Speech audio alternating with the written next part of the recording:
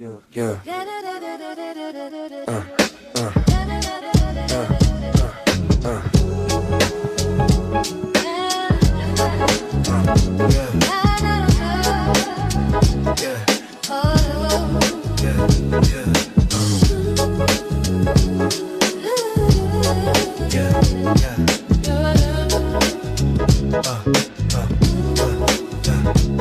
Check the frequency, the sound's unique. It's loud, yap it on the mic every single week.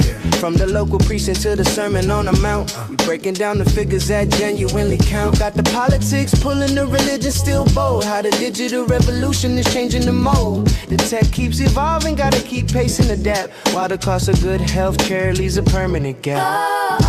Is there something extra that like me amplify? Where the knowledge is the currency, the truth can't hide. We're talking jobs and futures, the foundation we build. From the high school halls to the skills that are distilled. Education's the key, let the wisdom unlock. It's the real talk radio that's clocking on the block. We connect the dots, yo, from the belly box to the bite. Fight for fair wages and the future looking bright. We examine the history, the patterns they repeat, cause the system's a cycle, you can't be discreet. We put the facts on the table, no spin, no deceit. Then drop the needle heavy with a throwback neo soul beat. Is there something extra that I can amplify? Where the knowledge is the currency and the truth can't hide. We're talking jobs and futures, the foundation we build. From the high school halls to the skills that are distilled. Education's the key, let the wisdom unlock. It's the real talk radio that's clocking on the block.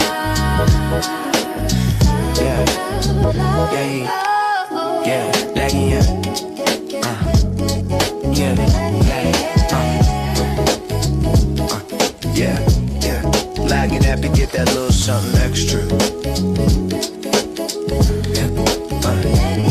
We're on the air.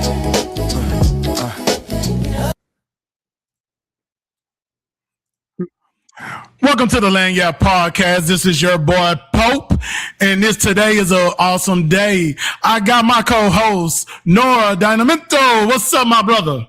What's up? What's up with it? Everything all right? Everything's good. You ready for this show? Press the gas pedal. Nah, are you ready though? Are you ready? I'm got my seatbelt on. Okay. We're gonna try to make this ride fun and everything else. So, as some people know, yesterday was Juneteenth. Juneteenth was a special holiday for the people in Texas and Galveston. They finally found out a few years later that they was free. I was free now. I was able to walk. I was able to go buy some things. So, brother, no, what did you do for Juneteenth? Because I didn't get no invite. Yeah, with the Galveston. What else I'm gonna do? You know, they had fireworks out here on Pleasure Pier. The strip was live from morning to evening, and we had a good time. Oh, so you really wanted to be in Galveston for Juneteenth for the history, huh? Well, I tell you, you know something? That's mighty big. Did they do the slaves come by here? Come by here, my lord. Did they do all that? Yep. Okay, that's what I'm talking about.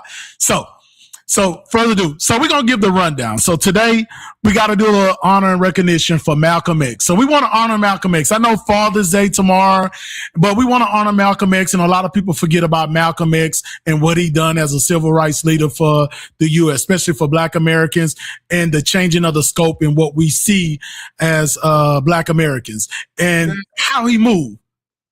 People say civil rights leader. Other people say domestic terrorists. So you choose. Nah.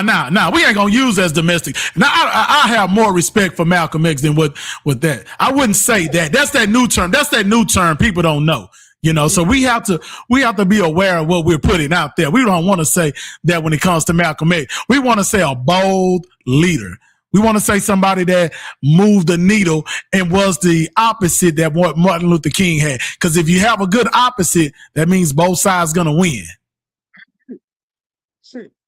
So also we got a panel of terrific fathers to talk about the fathers, about fatherhood, life, Yeah, tomorrow's Father's Day, so we want to make sure because I think we got some good men to represent fatherhood. I think we really do across the board, from the oldest to the youngest. We got people to include ourselves to talk about the fatherhood.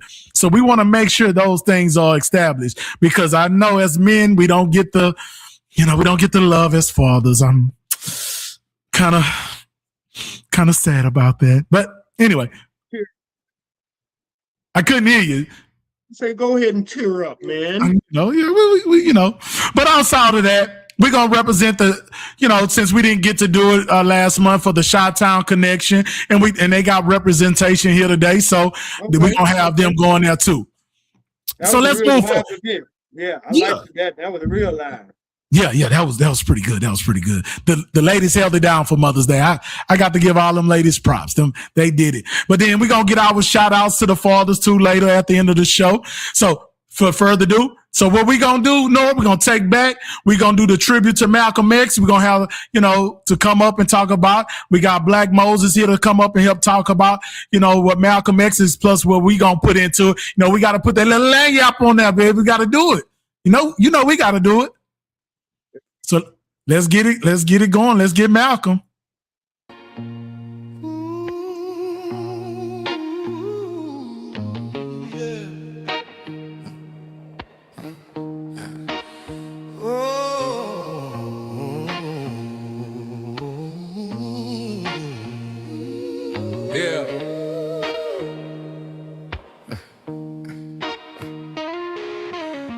A suit of armor made of cotton and wool.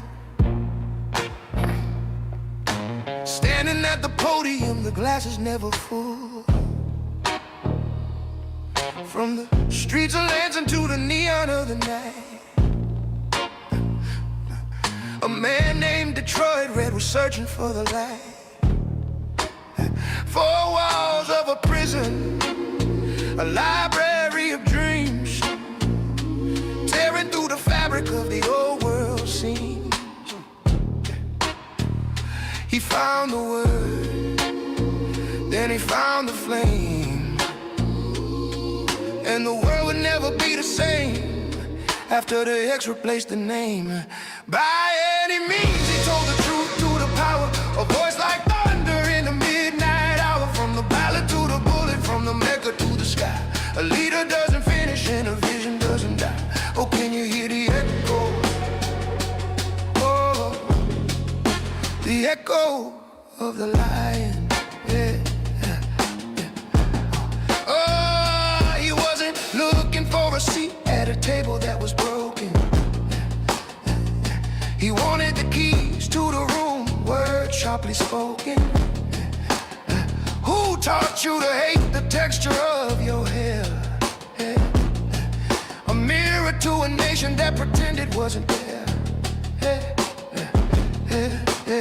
But the road started turning, the desert sand was white. He saw a different brotherhood beneath the holy light. No more devils, just a human race to find, with a broader soul and a redirected mind.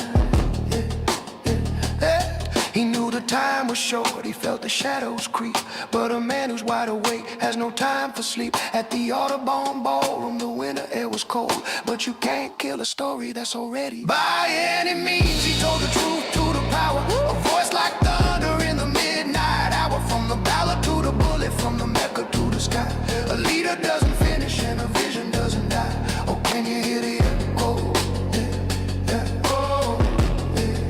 The echo of the lion,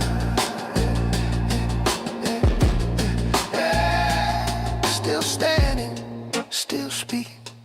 The ballad or the bullet, the dream or the nightmare. The X marks the spot where the truth remains.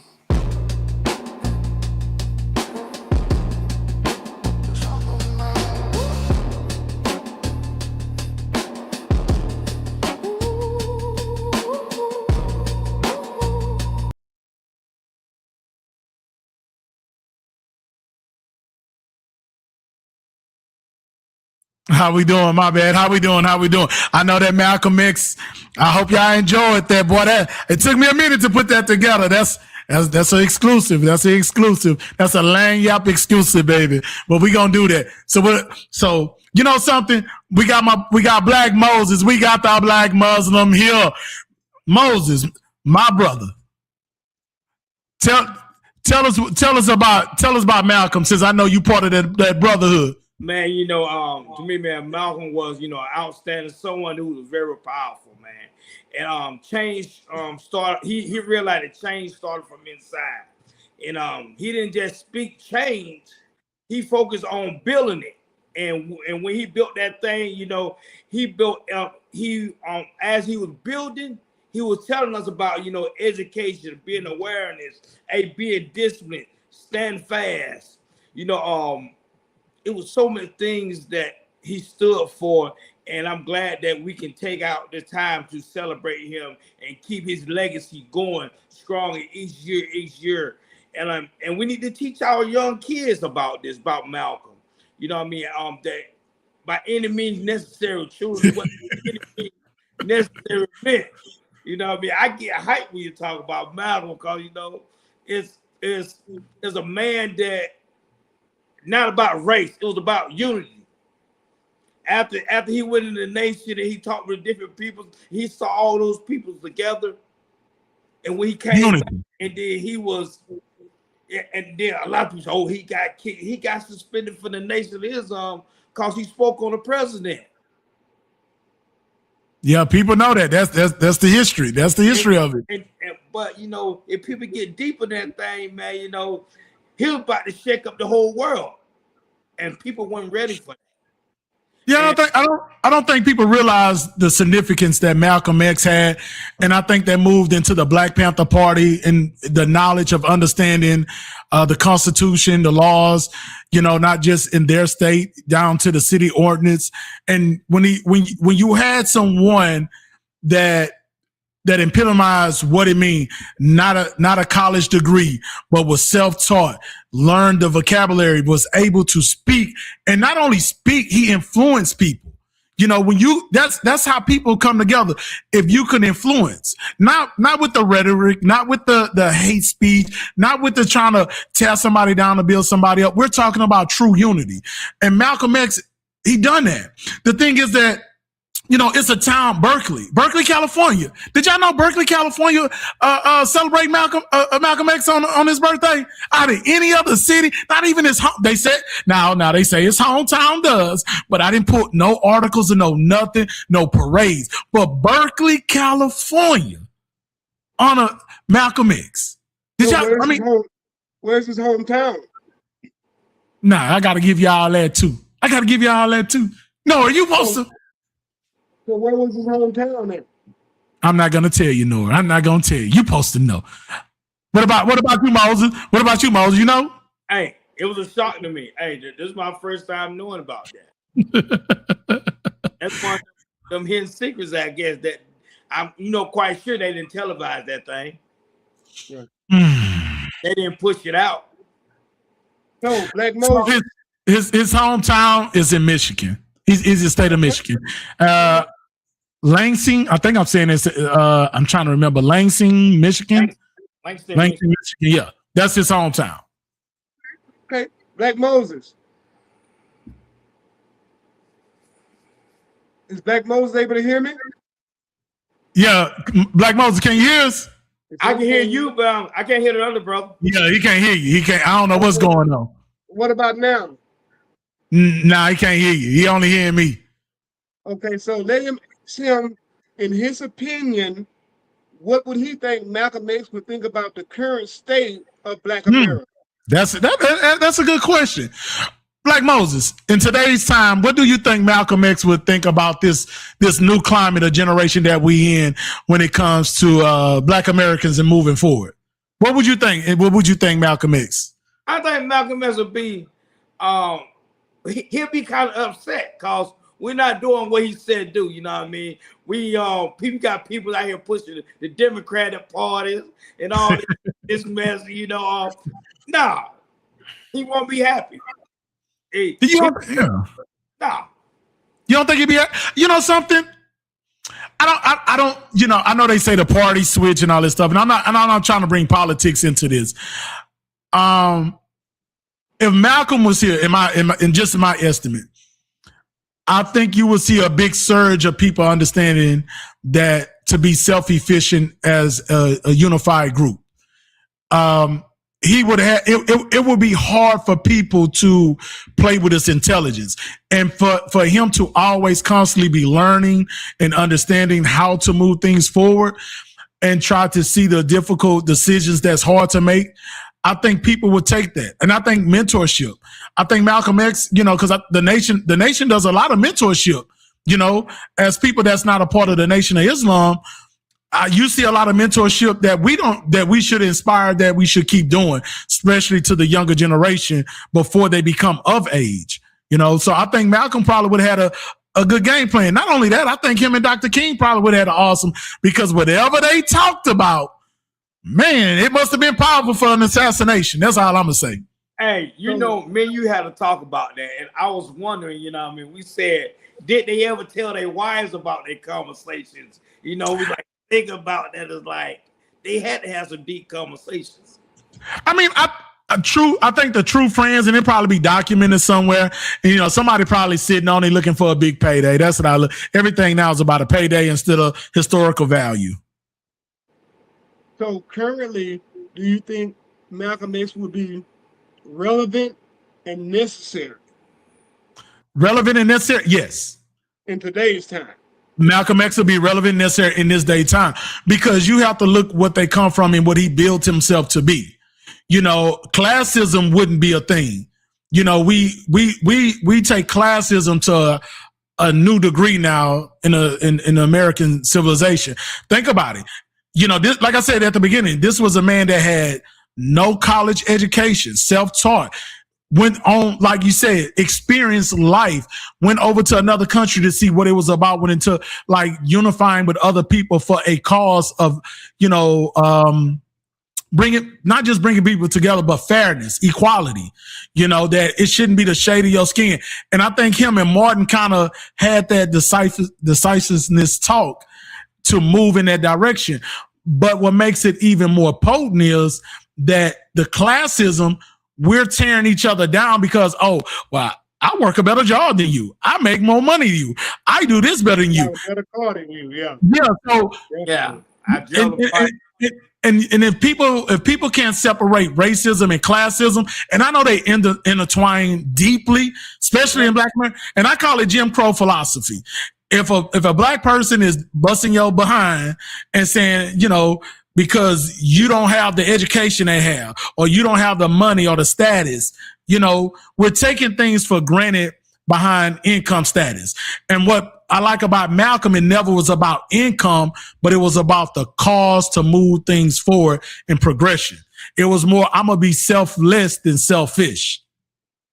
And I feel like currently it's still a gap between that in reference to racism, because you can have the same job and you can have a non-melanated person working and a melanated person working, and there's still going to be a price gap because the non-melanated person per hour appears to be more valuable than somebody of melanation who will do the same job, probably even better, but they will never be equal.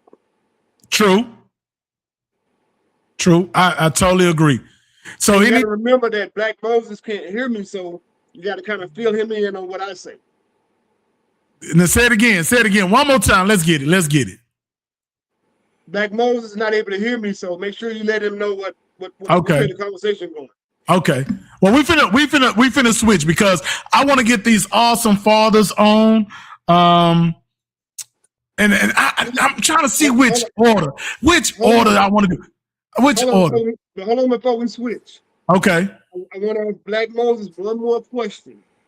What, in his opinion, what legacy did Malcolm X leave?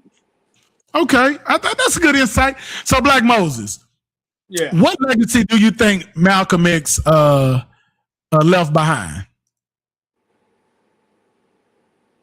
Well, besides this quote by any means necessary, I think one of his big one is that a man who stands for something won't fall for anything. Right. That was the biggest one that stuck with me. Okay. All right. So they go with the education. Okay.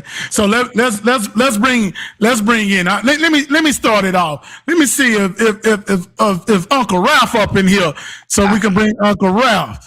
Let me see. Uncle Ralph, are you there? Are you there, Uncle Ralph? Come back to Uncle Ralph right quick. We gonna give him a sec. Let me. Uncle Ralph, how's it going? Pretty good. How you doing? Okay. So some. Noah, let me, because I was so hyped up by Malcolm in the music, I forgot about it. So let me do this. So Black Moses, tell everybody a little about yourself and what you do and everything else. And you ain't got to bring up the nation. We don't want nobody coming after you. So go ahead and tell us a little bit. I'm 45. I'm from Georgia. Retired from the Marine Corps. Medically, I did 16 years and a half. Came out there. I do mentoring with kids, young kids, and do a lot of things in the community. Black Moses, your mic, my brother, your mic. We getting background noise like wind or something. Okay. Yeah, you hear me now? I hear you good now. Yeah, I don't know what it was because I didn't have nothing on. But I do a lot of work. I ran for city council, did a whole lot of things. I'm big. I coach high school football. I've been doing it for over 12 years. So I stick with young men, with the kids who get out of school and come over to us. So I show them, tough love. Have them guys, who don't have a father in their school.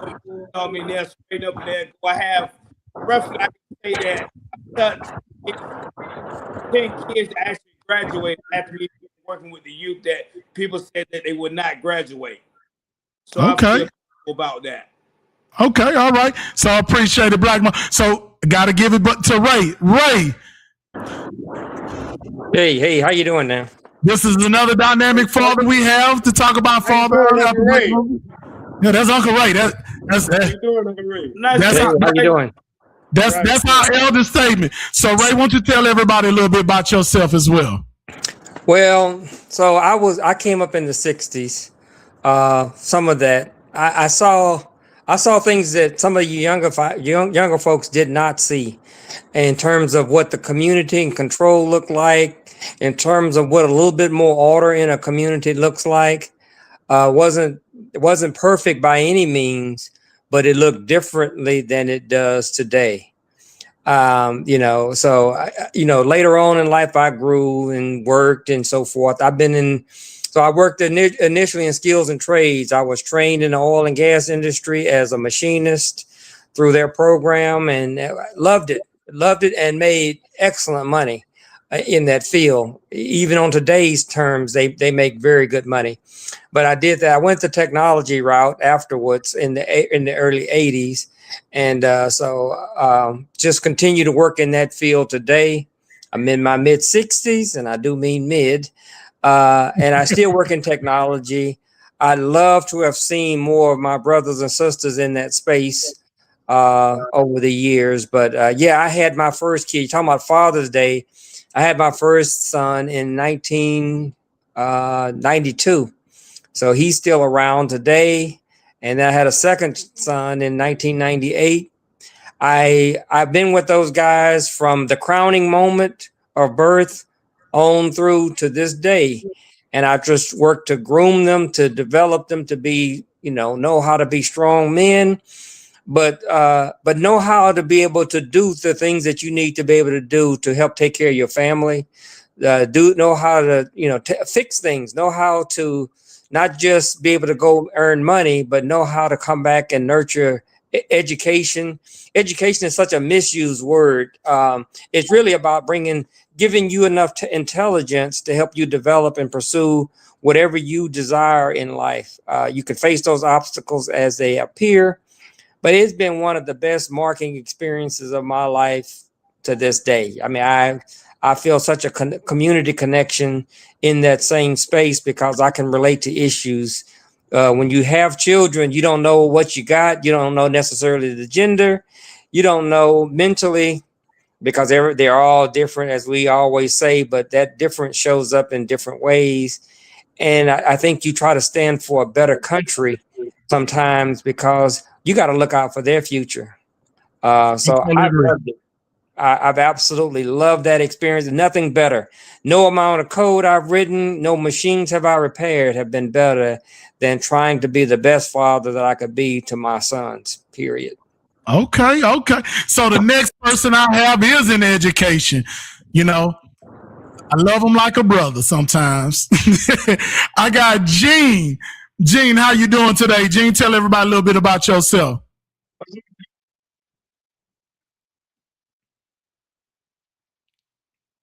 Gene, your mic. Can you hear us?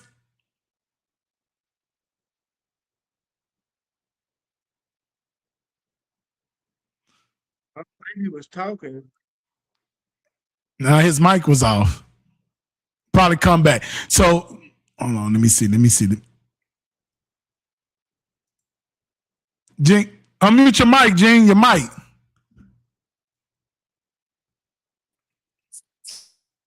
You got it? Can you hear me? I can hear you. I can't hear Darnell. Okay. Yeah. How you doing, Gene? I can hear. I'm doing well. How are you? I'm doing just fine. Why don't you tell everybody a little bit about yourself, but just don't give your social security number out. Tell us a little bit about yourself, sir. Yeah, he might have to come back in because I see him moving. They're freezing. Yeah.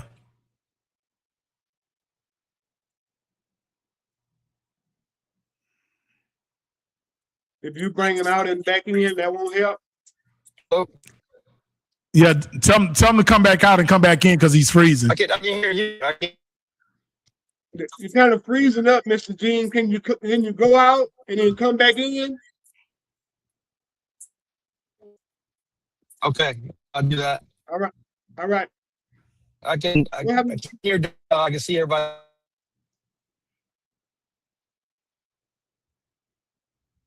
Did we lose Black Moses? No, he back. Okay. He back. Yeah. We got to up everybody bandwidth. We got to go. Let's see. What my other guys? Let's see. JB, how you doing, my brother? This is the younger statement of everybody on the panel. JB, how you doing? Tell everybody about yourself. And as y'all can see, he doing community service. Boy, that's a powerful brother. That's everything else. JP, can you guys hear me? Yeah. Can everybody hear me? Yeah. Is there any way you could turn around and put the light in your face instead of behind you?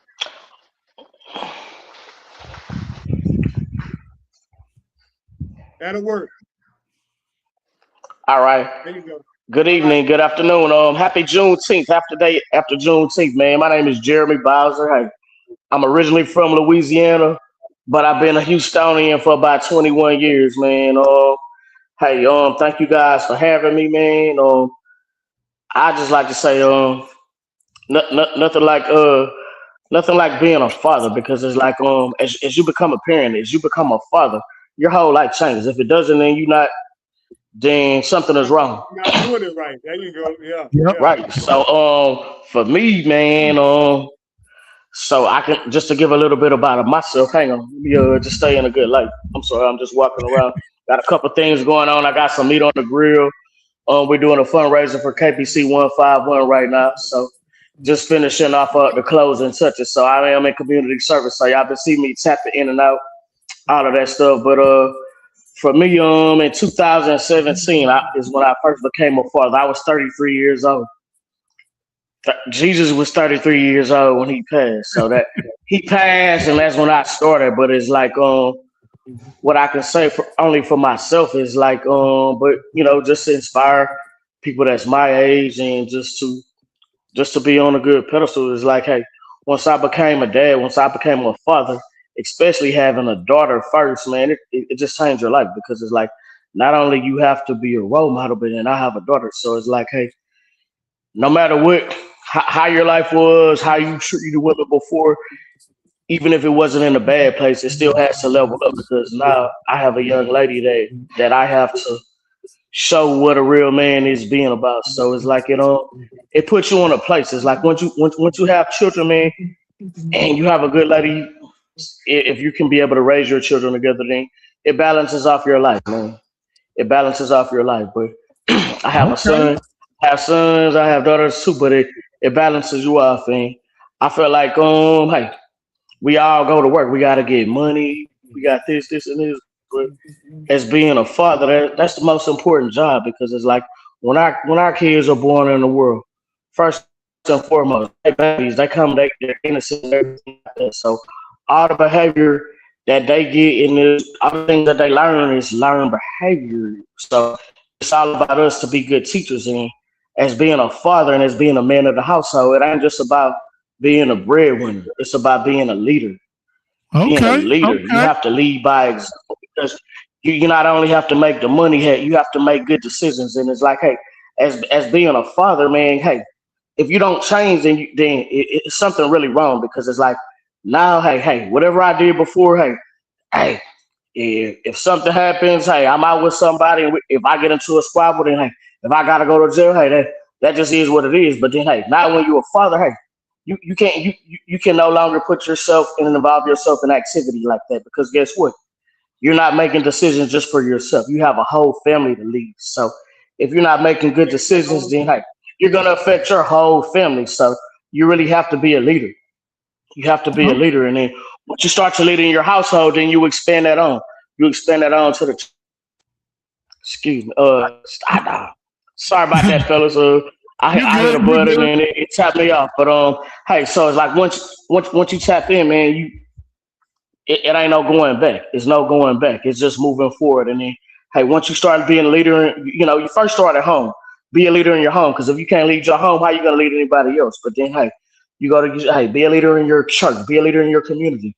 Be a leader on your job. You know what I'm saying? Hey, as men, we gotta be leaders. As fathers, we are leaders. So Well, you wake up Jeremy, with it every day and go to bed with. Jeremy, you taking out. We got. I mean, you taking my leader question out. We got you. I want you to expand on My the bad, leadership. bro. I'm just You speaking got it. You got it. I like it. I told you, boy. on the leadership. Yo, we gonna get the question. Let me introduce the one more My person. bad. You Okay, got it. I didn't mean to get ahead, but hey, it's like I got the floor. So hey, Hey, I'm just gonna say hey, what I gotta say if that's what I'm but on you for. on But point. go ahead, brother. You are on point. That's what I said. So let me. I think I got Gene.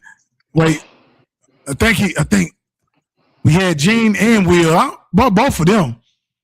I see Gene is traveling and Will was coming up. So let me see. Yeah, I think I'm having some. Okay. All So, right, we don't see you, but we can hear you, Gene. Go on and tell us a little bit about yourself. so can you guys hear me? Yeah. Okay. Yeah, because you guys are some sound issues on my end. But yeah, my name is Gene, and I live in Austin. So Darnell, he's part of my family, and so Darnell, we talk just about once a week, twice a week. He talks to my mom every day. So he's part of my family, and he called me up and he said you guys were going to talk about fatherhood, and Darnell knows my kids just as well as I know them because he's part of that family.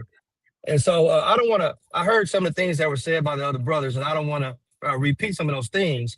But leading is important, and leading by example is important. One of the things, I have a son. He's in college. He plays collegiate volleyball in Chicago, and then my daughter. That's why I'm in Houston this weekend. She plays volleyball, tennis, and so I'm traveling with her. And one of the most important things for me, and one of the highlights have been for me is involvement. Our leadership is just being involved. And I think it's important for our kids today to see that a father is involved with their activities, involved with their school. I remember when my kids were growing up and they were in elementary school, I was the only father that really showed up to a lot of their class events. And so they called me like, the school father that was there. And it felt a little awkward at first, but then, all through middle school, when I did it, it built a special relationship with my kids to know that their dad was at their event. Now, my wife, she's still involved as well, but unfortunately, she had to work and she couldn't take off, and she's not as flexible as I am. But being involved is very important. I've been fortunate to travel with my son all over the country when he was playing club volleyball. And that was just a bonding experience that we had, being in a hotel together, traveling together, seeing a lot of different things. And now the same thing with my daughter. When I get to travel with her, now that he's kind of done, I'm traveling more with her and building relationships with her through athletics. But the most important thing that I want to say is that our kids look at us exactly what we do, and they follow our lead. So one of the proudest things that for me is when my son went off to college, and fortunately they've been really exposed to a lot of different things. A lot of individuals that had a good education and everything else. But the most important thing for me, and the thing that I became proud of, is when my son went off to Chicago. He uses my Uber account, and I would see every Sunday he was going to church. He was taking an Uber to go to church. And to me, that's important because we built that foundation. Church is everything for us. That's the foundation. That's the rock of a family. And so by him going off to college, by him continuing to deepen his faith, that was important to me. And it kind of gave me a check mark saying we did something right. All right, now that's what I'm talking about. I got one more guy. Let me see if Will is able to talk. Will, he got it on mute. Oh, he ain't ready. Look like he playing around. So let's get it going. Let's get it going. So the first question I would like to ask y'all: what is certain things about? What do you admire about being a father now? What is something that, not just having a kid, but take the responsibility and the accountability of fatherhood? What was something that you loved becoming a father? And what I'm gonna start with Uncle Ray. Man, that's a rough one. I'm proud that I believe my sons are more independent thinking. They are more independent in their thoughts. And when I say independent, a lot of folks understand this thing that we're in, even now, is a lot of people don't know where they are. We're waiting on DEI. I think it's bullshit. Excuse me. I don't ask for excuse. We didn't build communities 100 and something years ago with DEI. A lot of our folks are lost in terms of what matters in this country, in our lives. So we're not building things together. We're typically building something with somebody else. And ultimately, it's the thing that threatens our whole community and our existence. We don't realize it, but our allyship is still amongst our own collective group. And to the extent that there are weaknesses, and I can take you to places in the Houston area that are doing very well, a lot of, number of Black folks there, but there's very little connection to the other places I can take you where they're not doing well at all. And so those are resources for me. This DNA, it's people, and it's people that we're not building with. It's people largely left out. We don't even hear their cries. We don't hear their screams.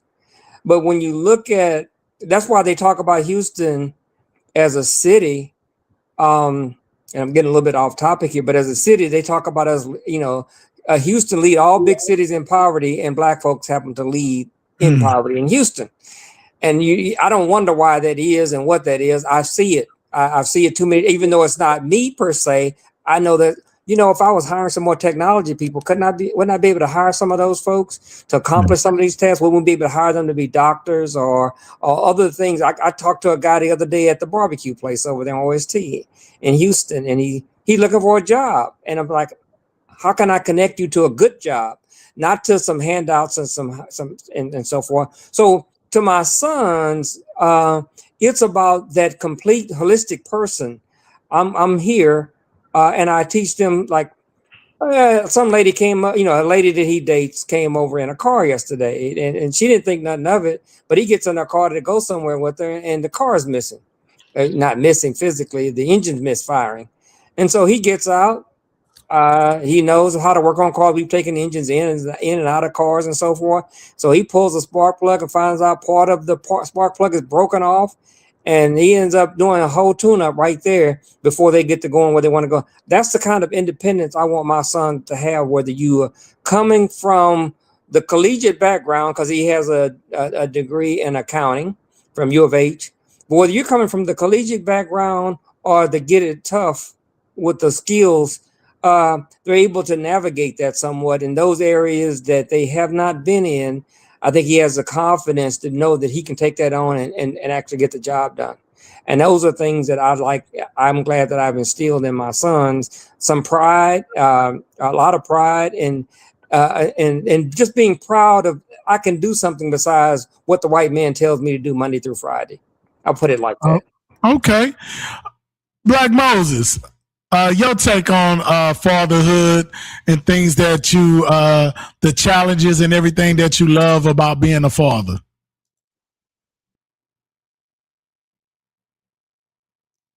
Black Moses, can you hear me? Oh yeah, I can hear you now, man.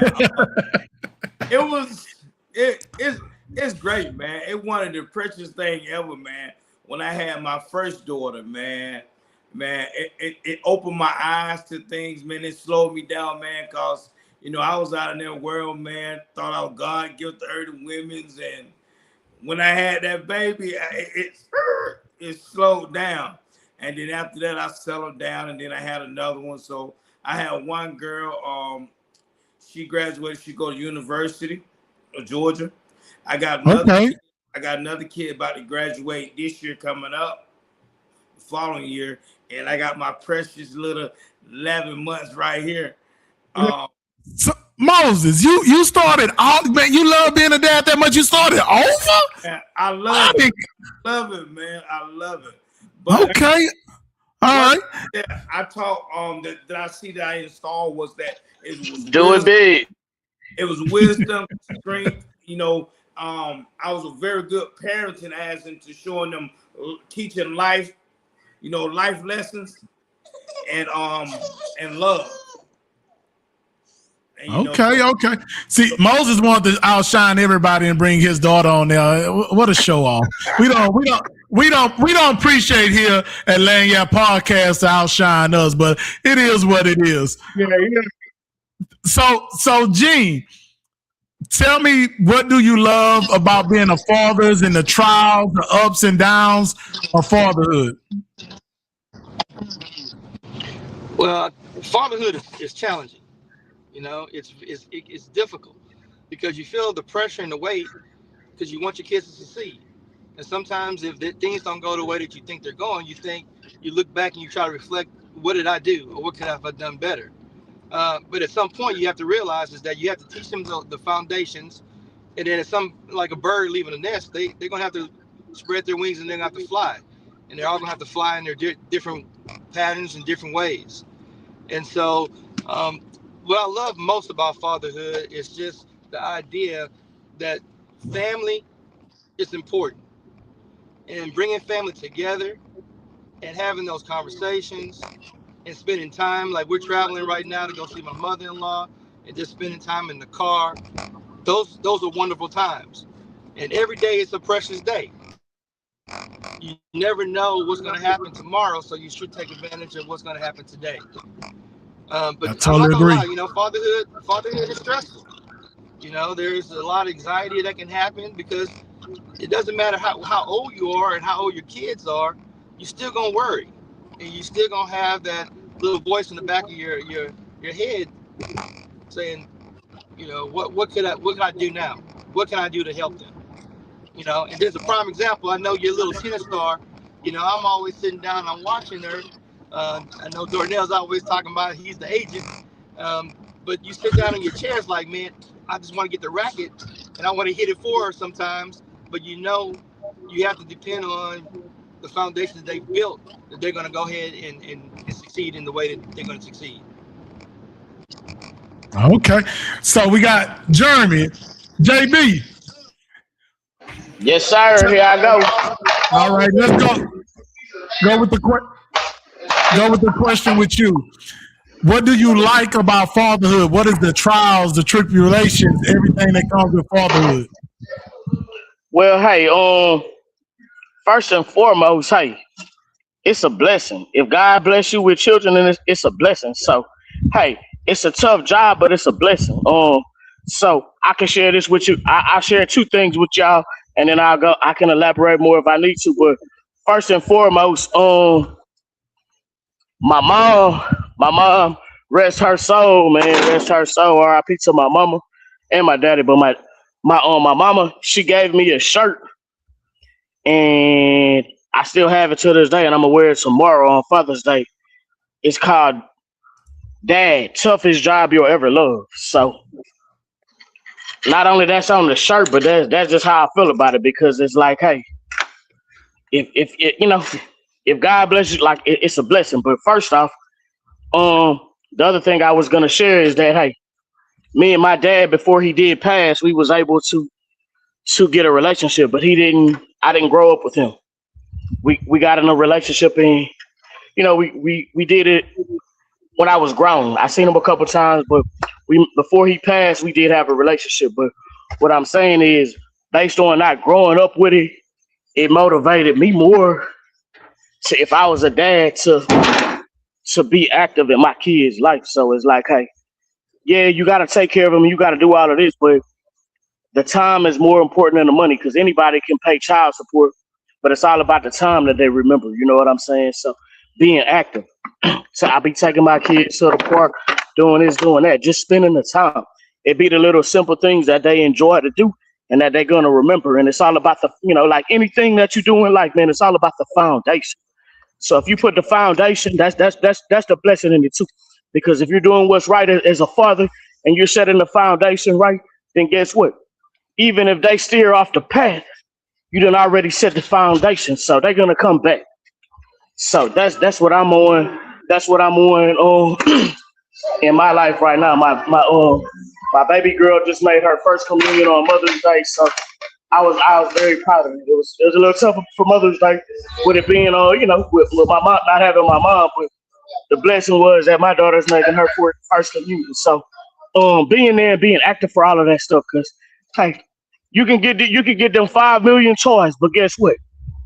Them toys is gonna at one day be obsolete. But the time that you put in with your children ain't gonna ever go to waste.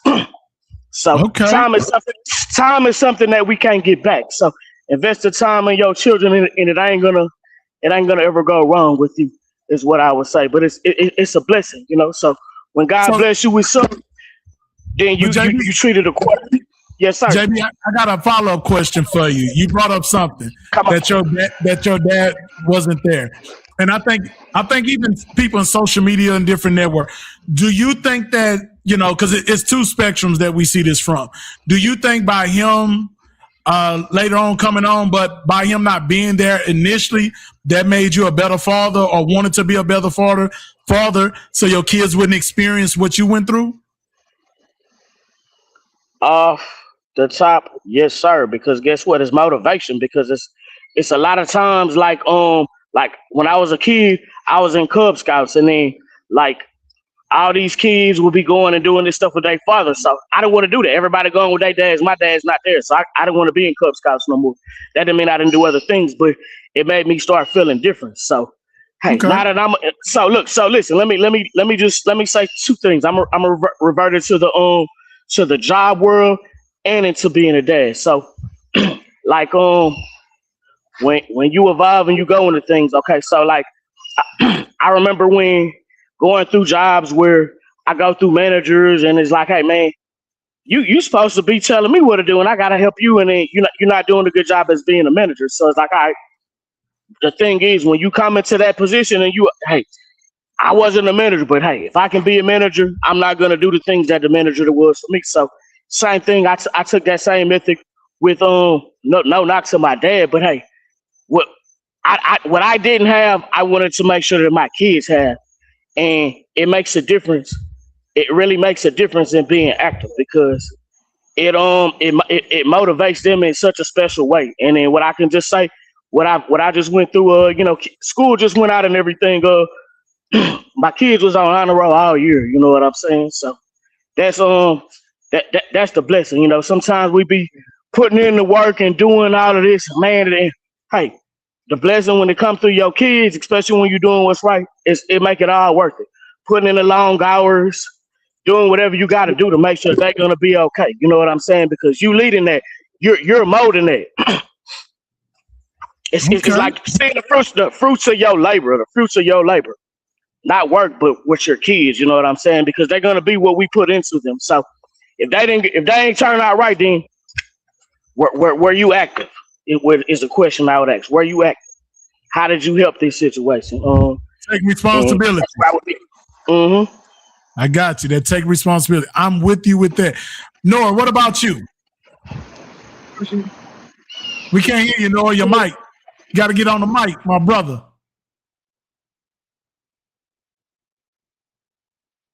How about that? Did that work? You working now?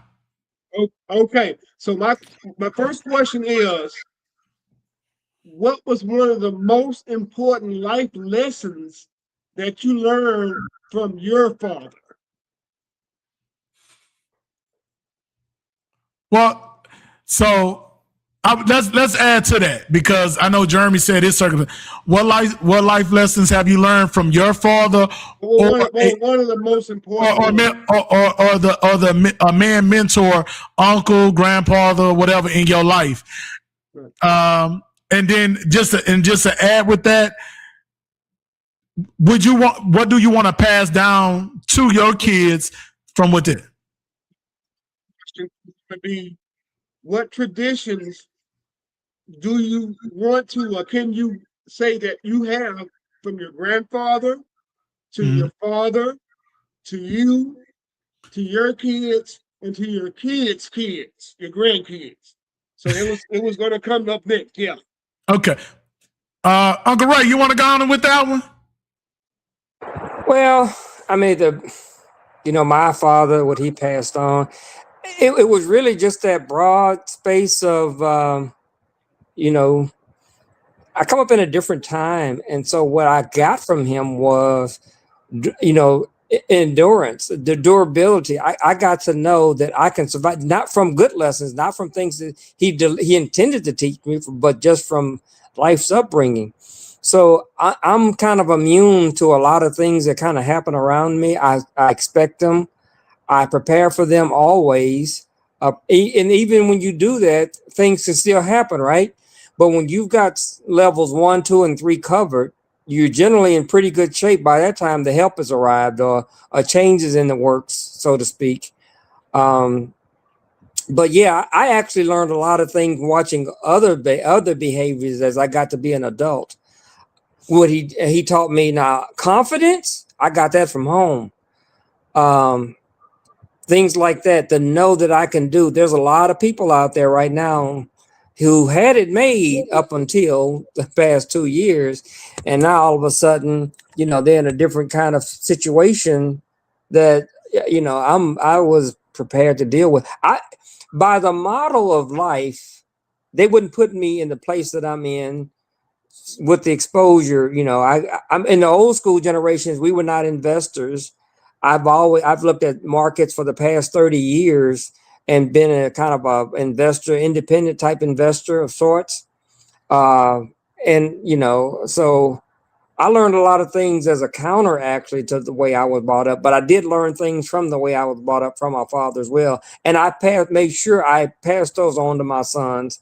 If I wished I had daughters too, but pass those on as things of value. I mean, you look around, everything costs so much, and they know how to. A lot of times I've left my sons with problems, like in some of the work that they do when we work on BMW cars and stuff like that. And then we come back and, ultimately they figure out the solution, gain a lot of experience. So that confidence factor, even if you were to go in the technology spaces, most of the time I'm the only technology engineer sitting there. that's black. Most of them are, of course, they're Indians and some white guys and stuff like that in there. And I've sat in those spaces for years. But I see things through kind of a challenging lens where our community is not using its own production, its own products, so to speak. So I look at things through kind of a different lens as a result of a lot of these things in my experience growing up. And I didn't just grow up with him. I left home once or so, and I got some experiences from other places outside of Texas, So yeah, for me, it's been extremely rich. You just can't leave me off the table. So anyway, I'll let other folks talk. Moses, Black Moses. What about you? Your thing for being a father that was inherited, passed down from a father figure. Anything that you want to incorporate or bring down to your kids? What I taught my kid, first impression is everything. Your legacy is your last name. Your name whole weight. It goes backwards and back. So never make your name look bad, your family look bad. So, we talk pride in our family name. That's one of the biggest things ever. Okay. So let me do this right quick. So we have a newcomer here. Let me bring him up. If he comes up, look like he bouncing all over the place. Huh? Spots. Yeah. Hold on. Let me go back over here.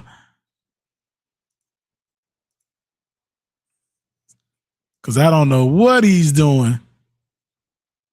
I guess I'm people with these. I can't hear y'all.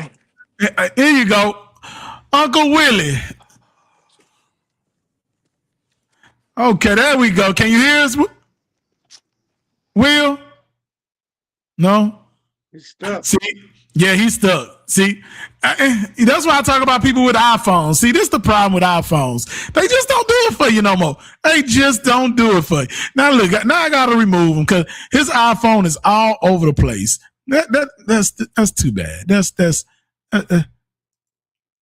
see. What? Guess see. Public service announcement. Leave people alone. They'll grow up one day. They'll grow into one day. Yeah, we're gonna do it. Jeremy's still working. So this is. Oh, there you go. There you go. So Jeremy, I'm still active. I'm working. What's up, baby? I know you got your earbuds on. I appreciate it. So the question for you is, what father figure or mentor instilled things in you that you would like to pass down to your kids?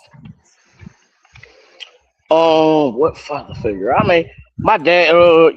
In the end, so I take. It's really is a testimony. It's an experience, but like, my dad. I took care of my dad when he had stage 4 cancer. He was in New Orleans, and even though he didn't bring me up, I still live by the commandments. Honor thy father, honor thy parents. You know what I'm saying? So I brought him out here in Houston, and then he ended up passing out here, and I still had to bury him and do all of that stuff. But hey, sometimes that might not be the easiest thing. But what I can say is by me doing that, by honoring him, even though that then it put me in a position for my kids to honor me. You know what I'm saying? Right. Yeah. But definitely. as far as for anything coming from him, I would say he still gave something to me in his later days. So he just said, son, just keep going, man. Just keep going. Things are always gonna keep going. I mean, are always gonna keep happening, and everything prepares you for the next thing, man. So hey, just stay ready, and things are always gonna keep happening. It's like when you if things is going good and just good, you know what I'm saying? Hey, something's gonna happen. So just be ready. The devil's always gonna be busy. So things like that, Well, yeah, I have to commend that because even I think with me, I don't know about you, Nor, but like my pops, You know, we call him Pop Squally. Boy, he taught me a lot from HVAC to soldering, welding. You know, I mean, carpentry. Even my grandfather. You know, both of my grandfathers taught me stuff, and my great grandfather. So I learned the value of knowing that not just your father, but other man figures or mentors that we take for granted that shape us to who we are. Even Gene Phillips Sr., you know, that was one of my big Clarence DeVille, another mentor of mine. I mean, I have a lot of male mentors. Like, it's like, you know, when they put stuff, it's like a badge, because you not just represent them and you're not embraced by them as well. You're embraced by their family and you create community. And I think that's one of the things that we miss as fathers. A lot of fathers do miss the community with each other, you know, because it's a lot of good brothers that's out here doing things as fathers. I don't think we get the shine as fathers that we should. And we have to appreciate that. And we have to acknowledge that more and more, that as fathers, we should get that shine that, and be more visible. And sometimes we have to acknowledge that. It's not to sit back and say, well, this is a man. A man cannot be acknowledged because we're supposed to work hard till our back break and then kill over. No, you know, we got to appreciate the fathers that are here, what they're doing, especially the sacrifices that are made. And not saying, and this is not a battle of the sexes that women don't sacrifice. Yeah. We just want to acknowledge that. But it's just that we're acknowledging that it takes two, you know. You know, the mother and father has to be involved. Everybody has their part to play and what they need to do to excel. And that's what we need more dialogue on. Yeah, being a father has to be a very selfless position to play. Yeah. As far as me personally, I was raised by a single mom, so it was no quote unquote father there instilling lessons in me. I wasn't his dad was around, so the lessons that I could say that one of the lessons I could say I learned from him was he took care of his family. Everybody had a roof over their head. Everybody had food to eat, clean clothes, and things of that nature. So I did learn that from my grandfather. But as far as things I would like to pass down, I guess would be that, you know, take care of your family, do whatever it takes. Like the brother said, what his father told him later in life, you know, stuff is always going to be happening. It's always going to keep happening. Just keep pressing forward and it'll be all right.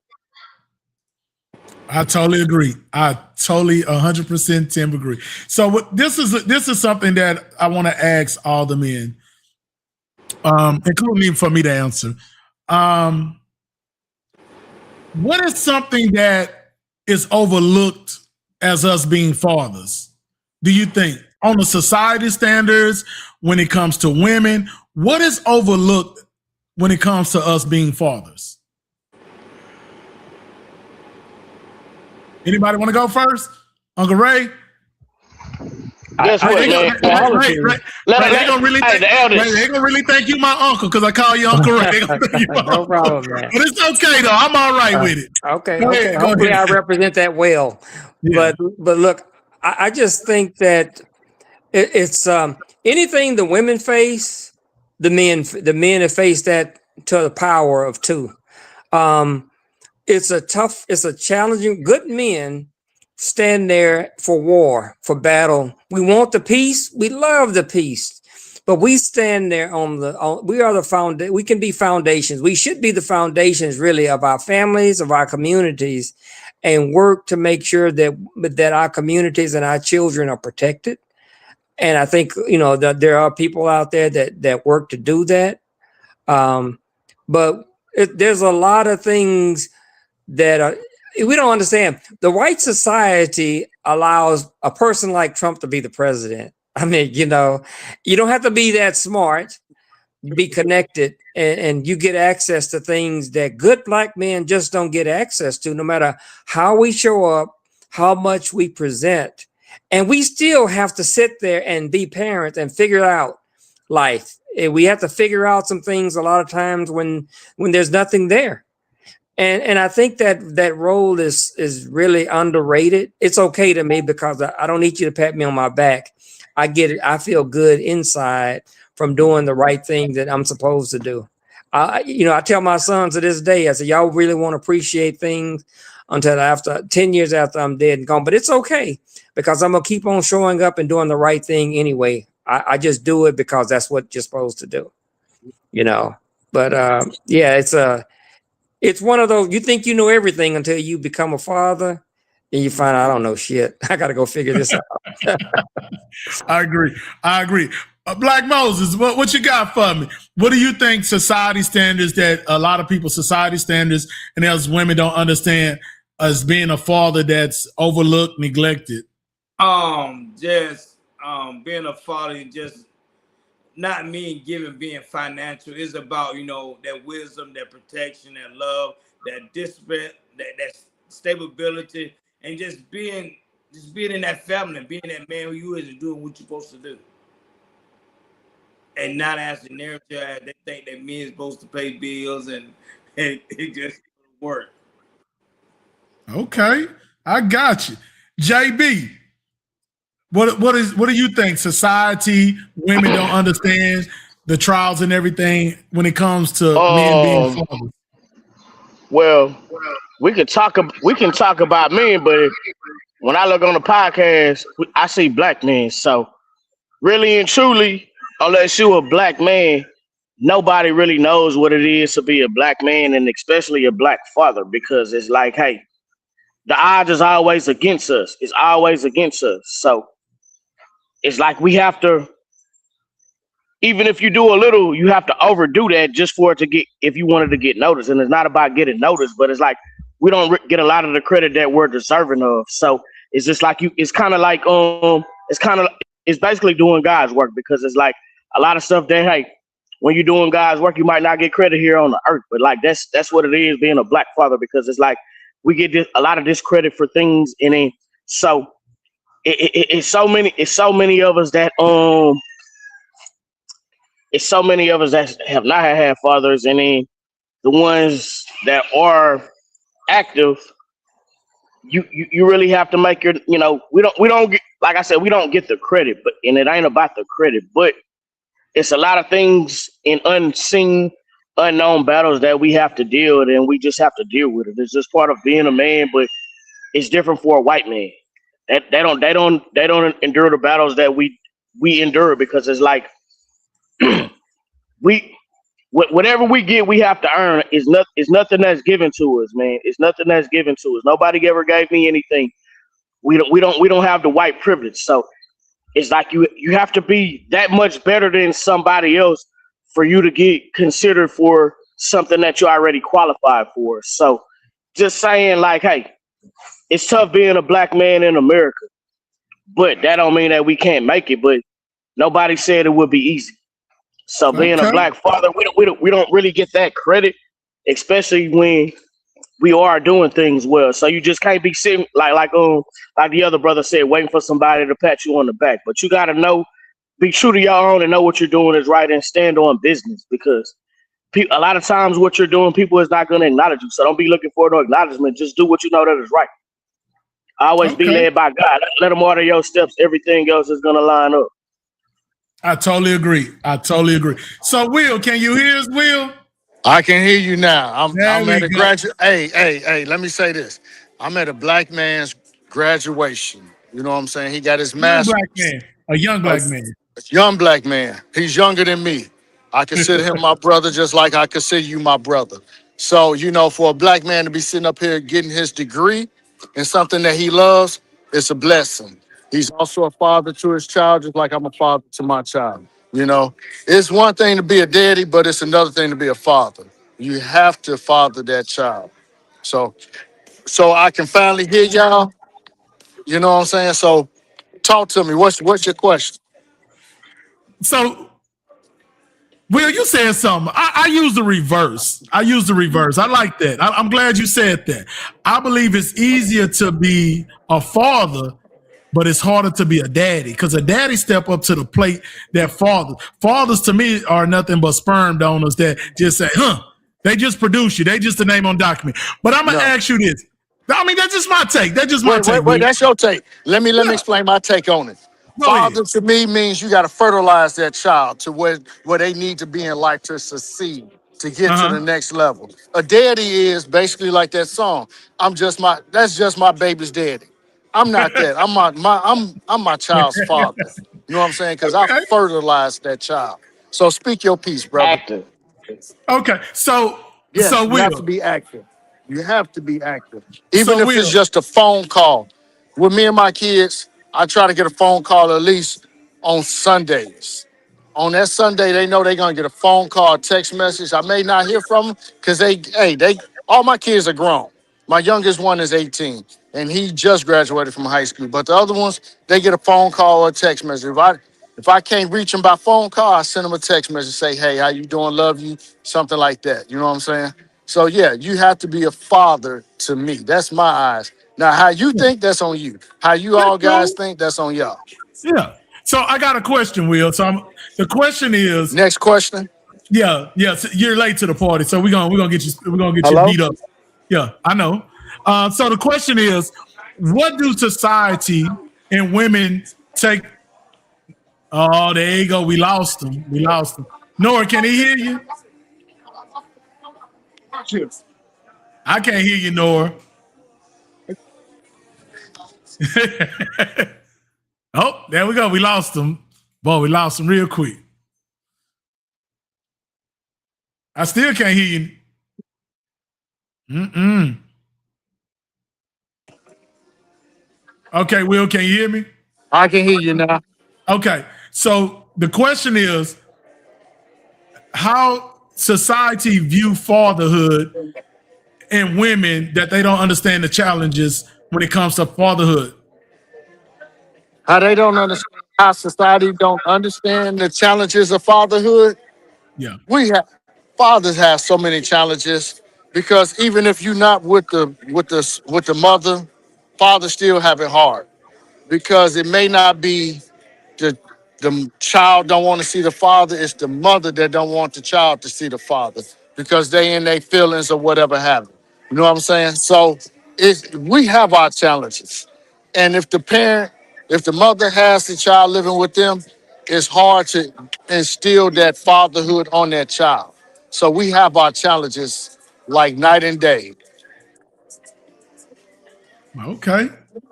So, funny thing is, I walked into Walmart this morning and seen a little bitty old display for Father's Day. Little bitty old cup with a picture of a bottle of beer.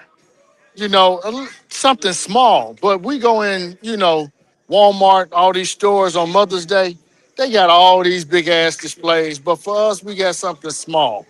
That to me, I'm be honest, that's fucked up.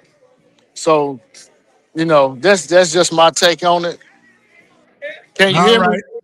Yeah, we hear you. We hear you. We hear So we got it hard, man. you. Okay. So Nora, Yes, anything sir. what is your take on the question society, women, something that they don't understand when it comes to us as fathers? Well, in my opinion, and self learn to be more receptive of what goes on around me. And I think one of the major things is uh, women are God made as nurturers. Men, I think God made as protectors. So I think it's a misconception that men not nurturing the child, that's just different. We do it in a different way, I think. Giving that child a safe place to grow, develop, giving that child a peaceful environment against abuse. If the mom and dad aren't bickering, every day, all day, and just kind of laying the groundwork for that child to have a healthy mentality about a relationship. Because sooner or later, they're going to grow up. and they're going to get into a relationship. So I think the misconception is men can't nurture children. I think it's just done in a different way, under a different light, in my opinion. How about yourself? What do you think of some misconceptions of that? Well, I'm kind of in agreement with you, Nora. Um, I think men are not perceived as nurturers and everything else. We don't look at provision. We have similar roles, but they're looked at. We should be looking at them differently. Men are nurture. We just nurture in a different way. We nurture to make our kids stronger. We nurture them to be able to be self-efficient. Not saying that the mothers don't do that. And I think society gravitates to us differently as men and as fathers. You know, we don't look at fatherhood as being glorified. It's like it's got to be egotistical for us to say take pride in being fathers. And that's kind of one of the things that people miss more things about when it comes to us as fathers. We have to look at things open-eyedly, especially in this day society, that women have to look at. Men are not your enemy. Men are not your enemy. A man that you had a child with, you should be able, that's look at him differently, because this is both of y'all DNA to become one. You both made. So this child has both of y'all genetics. So when you show disrespect towards each other, men disrespecting women, women disrespecting men in front of their child, you have to look at how does this better my child moving forward, especially if it doesn't work out. And we know sometimes marriages, things don't work, and we have to be open-minded as people and understand. And that's gonna lead into my next question. And I think I'm gonna go with Ray with this one. What is leadership? Because Jeremy was on it. I had to stop Jeremy when we had the podcast because he was on the leadership. But I'm gonna start with Uncle Ray. Ray, for me, leadership has a really different kind of definition. It is the Malcolm X's of the world that gave you leadership direction, the way in which you need to go. Leadership builds communities. It builds families. For everything it's about is building. It's about preparing you for tomorrow, and dealing with today. It's the future. I want to say the future, stupid, but anyway, the leadership is about the future of where a person goes. And preparing you for that. Not just talking about it. Because I see a lot of talk, but I don't see a lot of action in some places. So that's my shorter answer is that's what leadership is all about. Not taking what somebody else said. I mentioned DEI before. DEI is not a leadership for us. If you look through it and you see what it's about, it is about somebody else taking one of us or two of us, giving you a job. But and leadership says, wait a minute, how do we build a community when our resources, our intellectual property is going over there and they own it? So, Ray, quick question. Why I know you got that, but what would be your definition as a man to be a leader? What is your definition to be a man as a leader? Again, I do lead on multiple fronts. In the household, I'm the decision maker. I'm the leader. I listen. I do take input from others, from all, from when I had children, as grown folks. I told my son the other day, we were at a vet, and after we were leaving the visit, he started saying these things. I said, let me tell you something. He's grown. He's 20 years old, 22. Anyway, I said, I brought you here for your input, not out here in the parking lot. I brought you here for your input now. So leadership brings the right people to the table to make the best decisions for today and for tomorrow. And you value it all. Okay. All of the contributions. I'm gonna get Will before he leave us. Will, what is leadership to you? What is your definition of leadership? Leadership with a family, or be more specific? It should be all entwined. What is leadership? It could be fair, but it should be all entwined. Leading. To me, leadership is leading your crew, leading your family, leading your job role. It goes in so many different areas as far as leadership. I mean, if you're a true man and true man to your heart and know right from wrong, leadership can go so many different ways. I mean, me being a leader in my job, I lead and my troops, they follow. Let's say that. My household, I lead, but I'm not gonna lie, I got my wife standing right there by my side. So yeah, leadership can goes a long way. So yeah, that's my definition of leadership. Just basically showing the better path. You know what I'm saying? Okay. I'm with you on that one. I like that. I like that. So I'm gonna go to Black Moses because I know Jeremy gonna be hyped once we get Jeremy going. So I'm gonna have to say Jeremy a little bit. You know, you got to have them youngsters. You got to calm them down. Nor they get a little rambunctious. They be happy, excited. That testosterone. Boy, them young people. So Black Moses, what do you define as leadership? Hey man, the base thing is to man, teaching through words and behaviors, man, making decisions that protects to build the family. It pretty much it breaks down to be a strong individual, man, strong family and a strong community. That's it. Everything else, That's her. boy, he got it. I know they take a lot of it. I heard from Uncle Ray and everybody else. They took a lot. Even Will. So before we go, I'm gonna let JB, what you got for us? What is leadership to you? What your definition of leadership as well? Um, well, I can't step back and not going on the elders. You know what I'm saying? It's you have to lead by example. You have to lead by example. But hey, if you're not a good leader, then you leading your family in destruction. So it's very important. You know, it's like for me personally. Hey, you have to lead your household. Hey, you have to be a man of God. You got to be the one to hey, make sure that your family going to church. Make sure that these kids is doing this. Hey, as a leader, you got to make sure to be. You know what I'm saying? It's on all aspects. All aspects. You can't just say I'm doing this, and this. If you're gonna lead, then lead all the way. You know what I'm saying? So, being a leader though, it affects your whole household because it's like for me. I go all the way with it. Hey, look, hey, if I'm going making groceries, I'm gonna be a leader because guess what? I'm going to make some groceries. I'm getting these groceries, and guess what?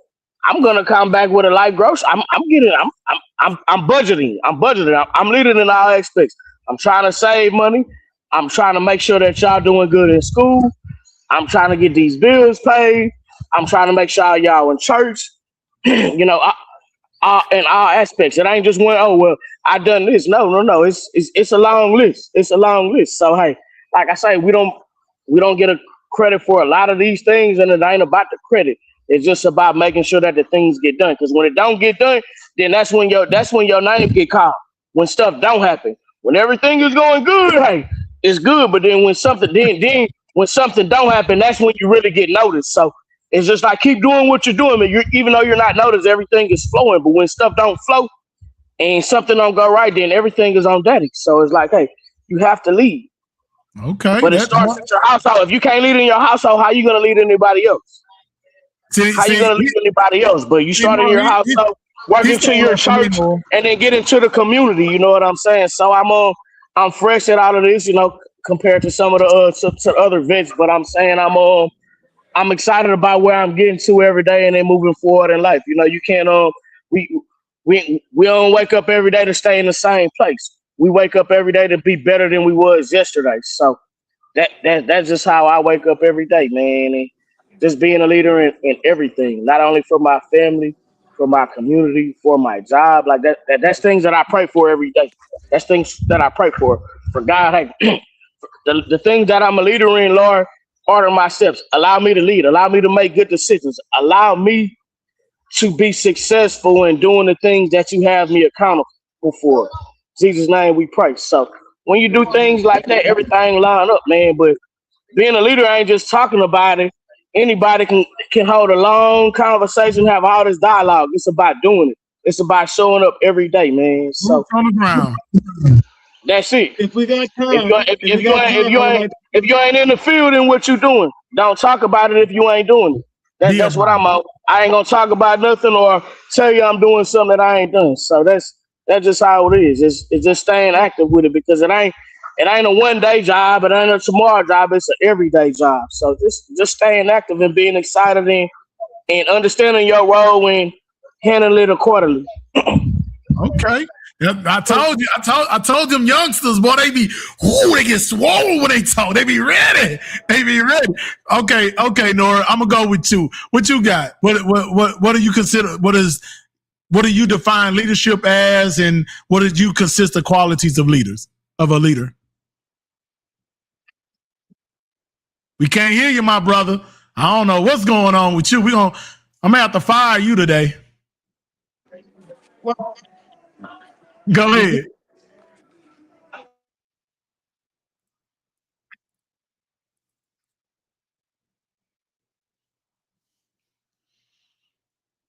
That's all y'all people with these iPhones. No, that's the Android. So let me ask you right. Let me hey, ask My you hey, right hey, quick. Android hold on, working Will. though. Hold on, Will. Hey, Here you go. Go ahead, did, Nora. did that work? Yeah, you good now. Okay, all right. So I think one of the qualities is you have to be able to utilize your team. It's a very important quality to be a leader, to not have to do every part that needs to be done. Being able to delegate is a quality that a good leader has.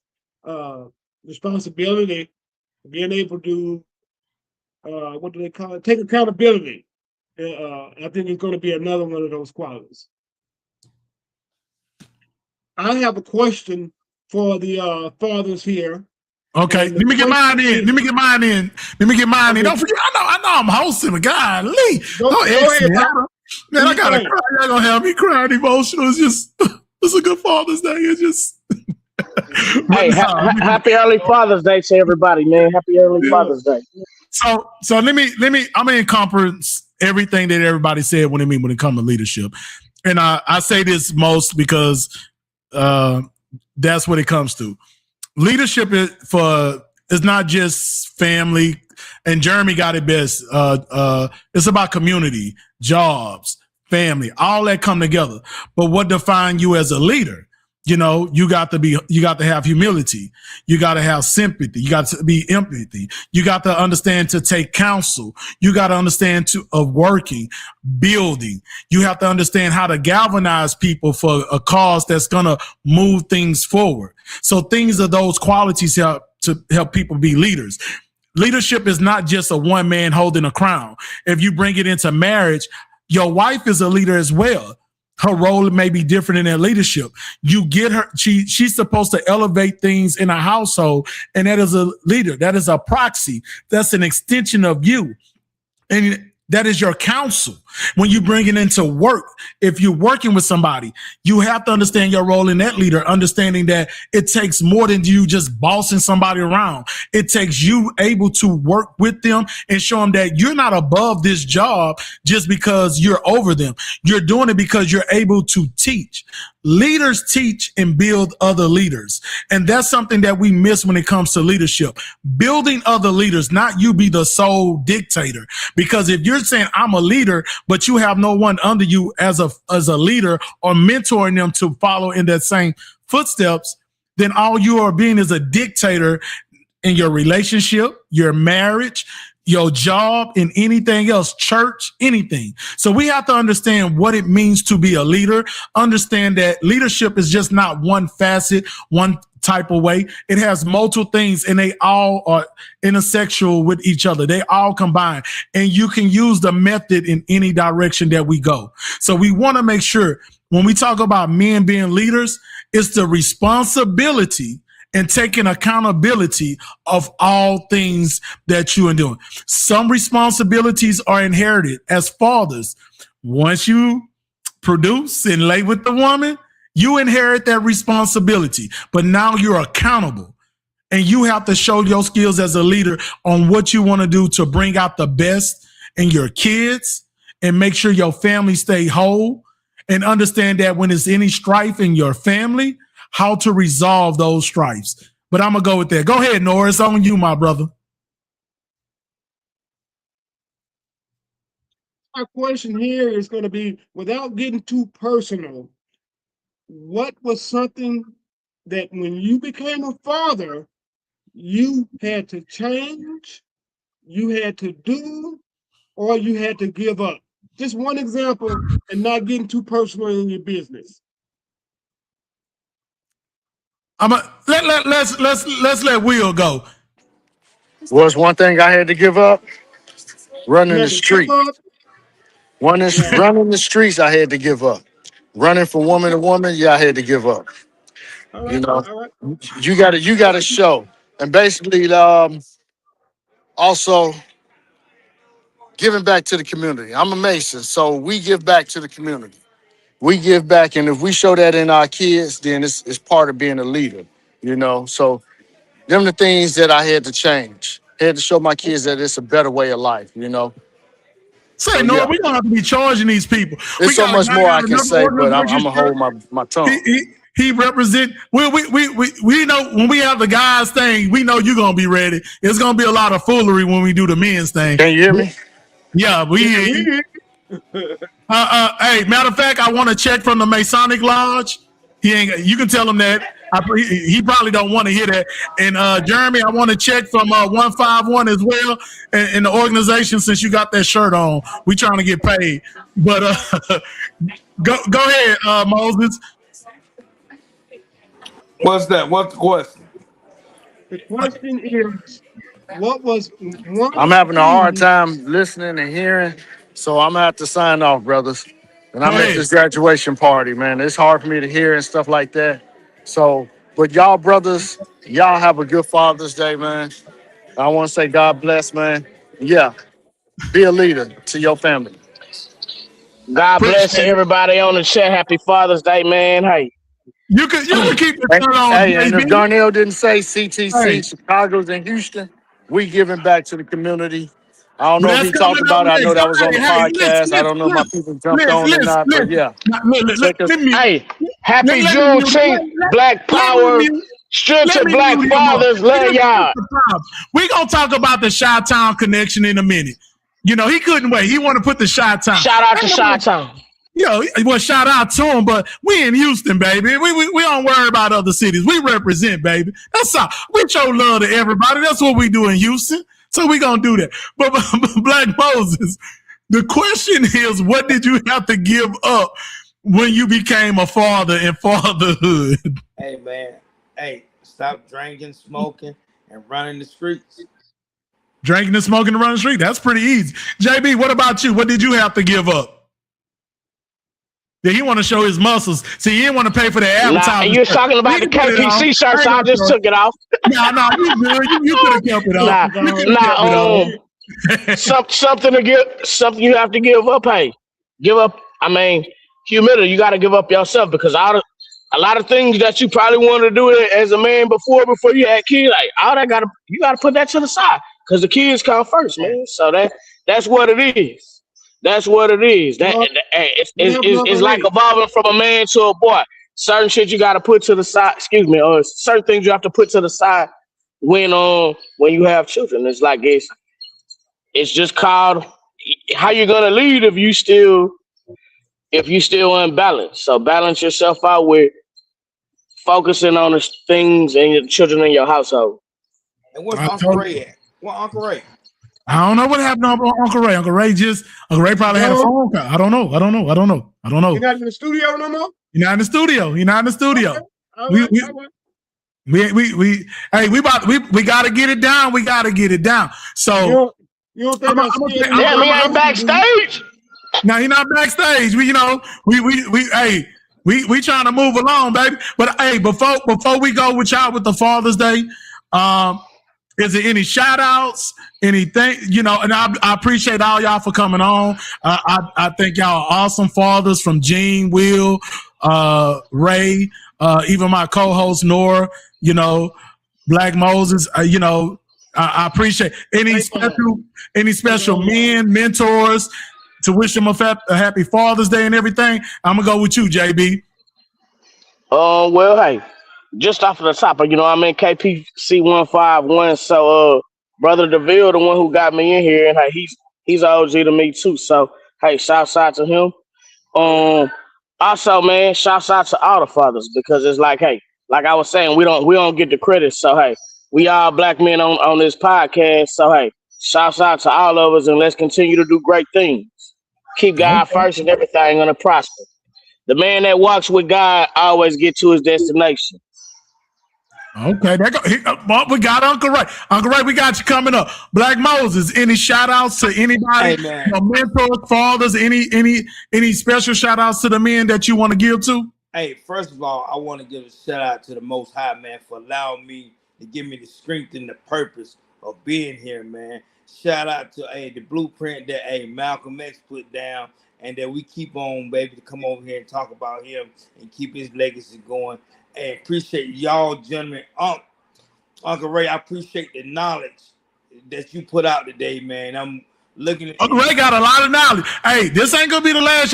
You gotta tune in. I got something special for Uncle Ray, and we gonna do some stuff. We gonna get these heavy hitters in Houston, because I know Uncle Ray got something on his mind for them, and I'm gonna set them up beautifully for UncleRay. Trust me, it's gonna be much watch TV. I'm telling you, Uncle Ray gonna put everybody on the map in here. So before Uncle Ray give his shots out, I want him to have an opportunity to answer the question. Go ahead. Uncle Ray. Go ahead, Nora. Ask the question. Uncle Ray, did you hear the last question? He wasn't in here. No, I wasn't in there. Okay, so the last question I asked was, what was one thing, without getting too much into your business, what was one thing that you had to change, that you had to do, or that you had to give up when you became a father?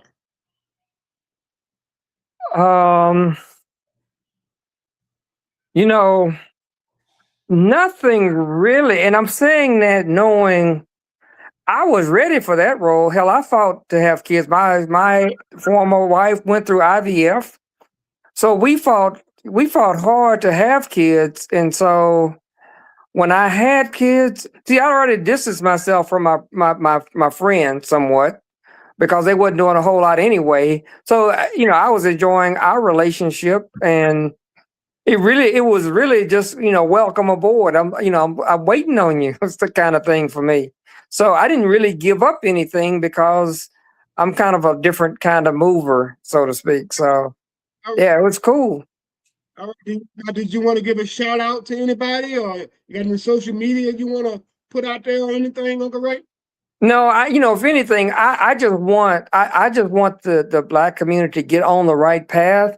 And unfortunately, a lot of the words that the Malcolm X has left behind, man, they just ring so true today. And it's just like, if we had just listened to this brother and what he is saying, we've aligned ourselves with such partisan politics without understanding, hey, you're really being gained by the people who got 400 years of experience gaming you. And it's causing a lot of separation, and it causes us to use a lot of resources for communities other than ours. So by the time we get back to us, we don't have much. And with that, what is that doing? That is creating a group of younger folks who don't see access to future, who don't see where we're going to go, where we need to go. And it's been a thing for me. I can go back to the 80s when we were talking about, well, we're going to have to get rid of somebody. And I always said, no, when I say get rid of somebody, well, we just got to leave them behind. Well, there are times when you leave some people behind, but let's face it. If we got it wrong and created this, what's to keep us from continuing to create wrong? So we got to get that creation part right, how we function and what we move for. And then see, everything is, what is that? Everything, there's an opposite and equal to the opposite. There's an equal opposite reaction, right? This is one of somebody's laws, and we learned it in school. To every action, there's an equal and opposite reaction. What you're looking at is the results of our action, especially my generation. What you're living in is that result. If we want to fix that, then we must fix the problem that creates that. If I can get people to get to that point, then we can start working to make our communities better, which will make us better. That's why I like Ray.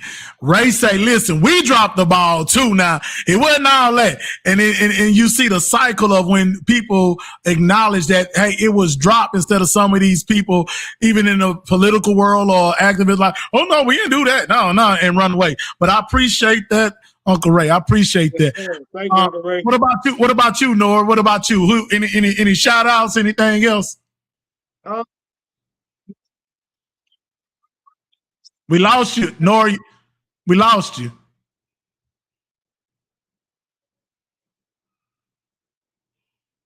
did that get me back? They got me you back good now? now. Yeah, you good. All right. So to reiterate what the gentleman said earlier, shout out, to all the fathers, the active fathers that's playing that role, the fathers slash daddies, or whichever side of the coin you want to put with you and Will. But shout out to everybody that's out there doing what they're supposed to do. Thank the Lord for the strength, the wisdom, understanding, the power, the patience, and you only get one body, so take advantage of what you got because you never know how long you're gonna have it, and that'll be it for me. Okay, I guess I'm not the best, but I go last. But anyway, mine. I think JB said it. I know we both know Brother DeVille, mentor. The late great Gene Senior, one of mine too. That a lot of things. My pops, Chuck. I gotta thank him too. My grandfathers, like I said earlier, both of them. My great grandfather, crazy Louisiana man. What can I say? What can I say? Matter of fact, my brothers. My brother graduated with his degree and everything. Yeah. Great father, great everything.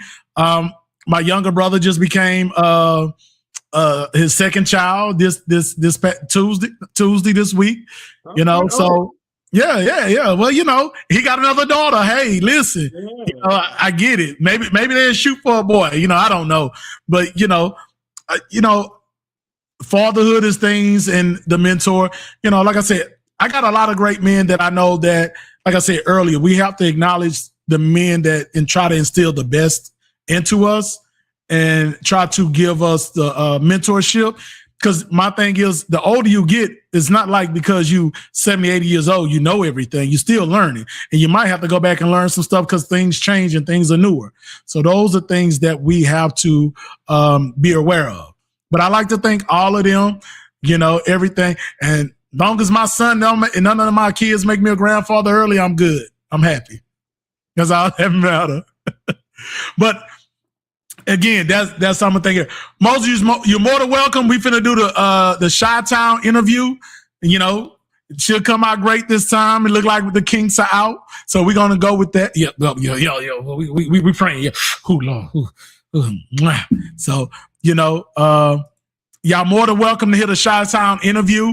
I'm gonna bring it down. We're gonna play the video, and so everybody can get a little feedback, and y'all can get feedback, Black Moses, on this because this is a great thing.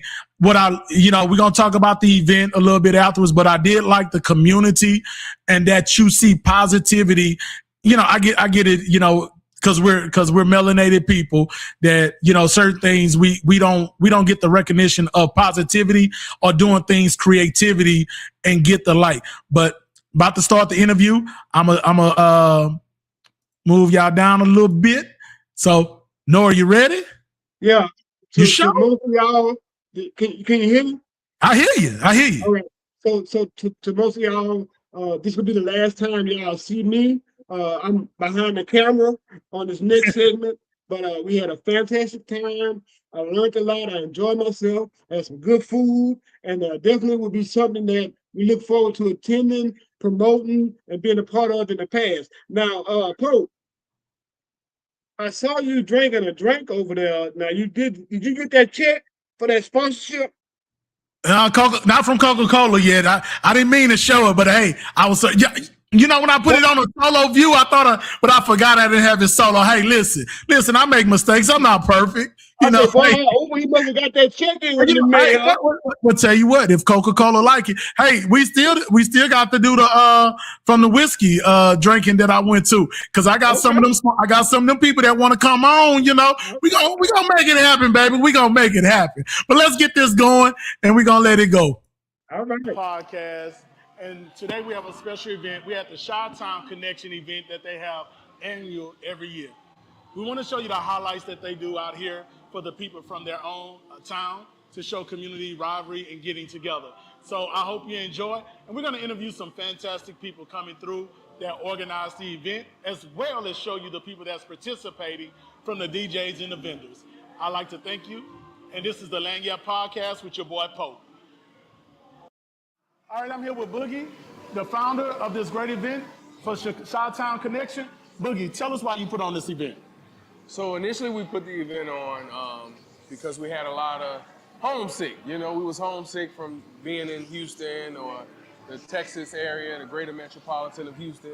And I have a restaurant here, Boogie Chicago Style Barbecue. So a lot of the transplants would come in and get our famous rib tips. That's a big seller at home. So they would come there to eat, and we're just like, man, I miss hanging out. I miss going to the park. So I just one day, me and another co-founder at the time, Chuck Rivers, he owned a Chicago hot dog place here. Okay.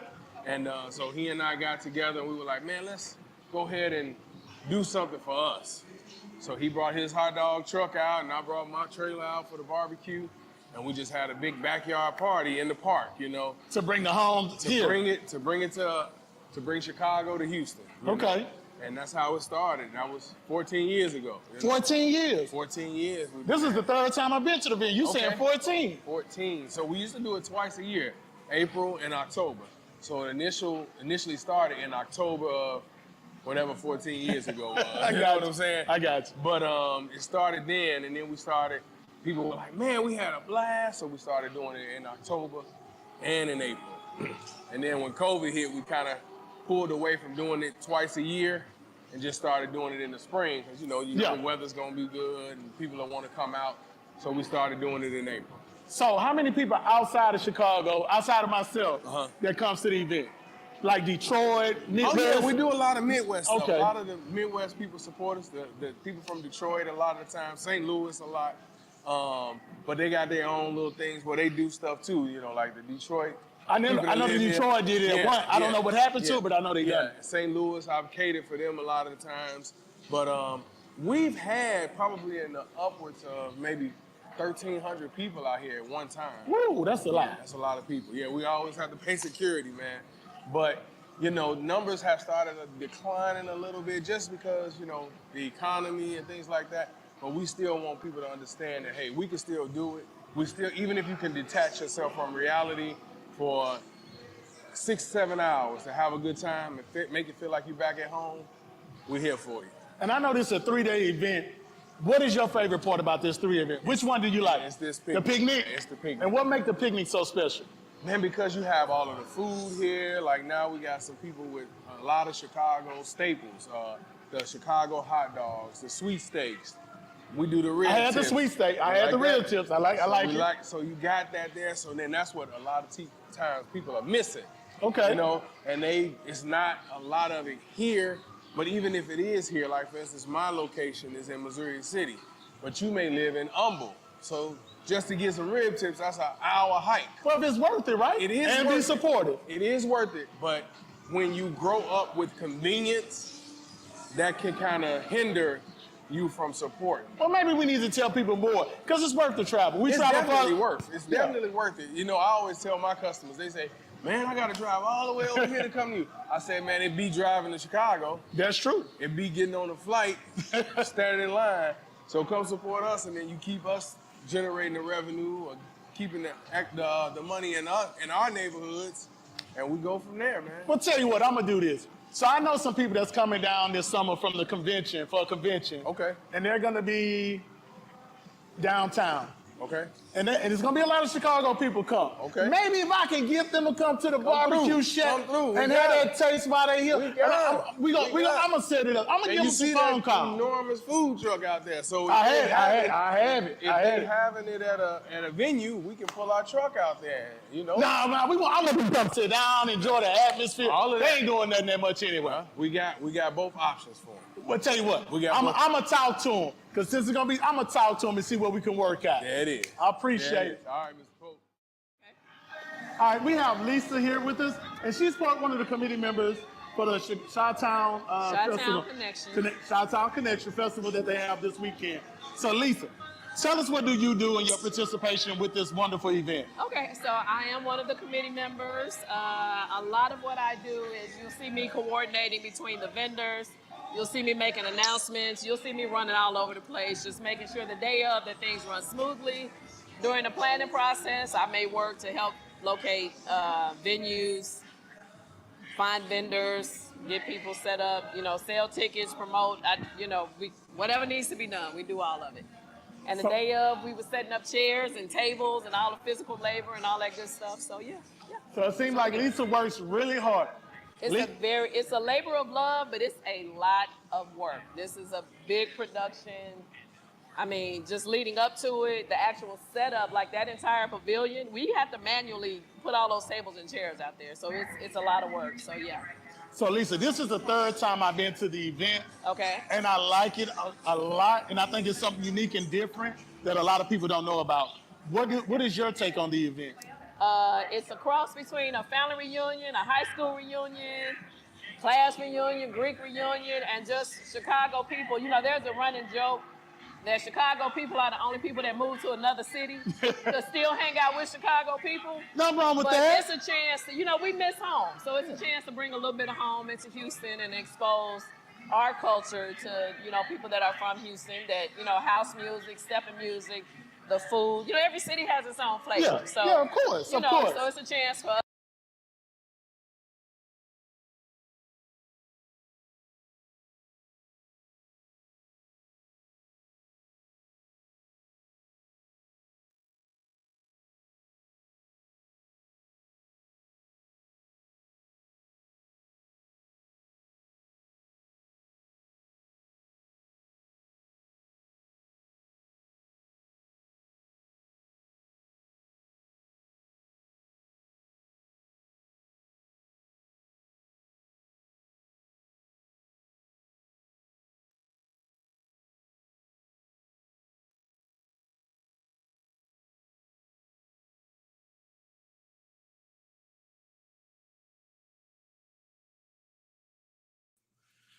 Well, I guess we bombed on the Chicago thing again. I don't know what's going on with this. I may have to upload it. I'm gonna upload the Chicago interview with the Chi-Town on YouTube a little bit later, so y'all can see it, because I do want it. It's a great interview. The event is awesome. What I do love about the event that they do a lot of community things and they give back. They have fundraisers and for underprivileged kids, adults, and everything else. But I appreciate y'all. It's been a wonderful day spending time with y'all. For everybody that tuned in, thank you from the Lanyap Podcast. And we love you. Happy Father's Day. Happy past Juneteenth. And let's get ready. I know a lot of things are underway for a lot of people. We understand hardship is going on for a lot of people across the U.S. And we have to be mindful and respectful for people that's going on. The thing is, I always say this, not just the people around me, I say it more too, the classism and the other things that we have to do away with that, because we can't build community if we don't understand what unity is. So, but I appreciate everybody for tuning in. Y'all have a wonderful day. And this is the Lanyap Podcast. Peace.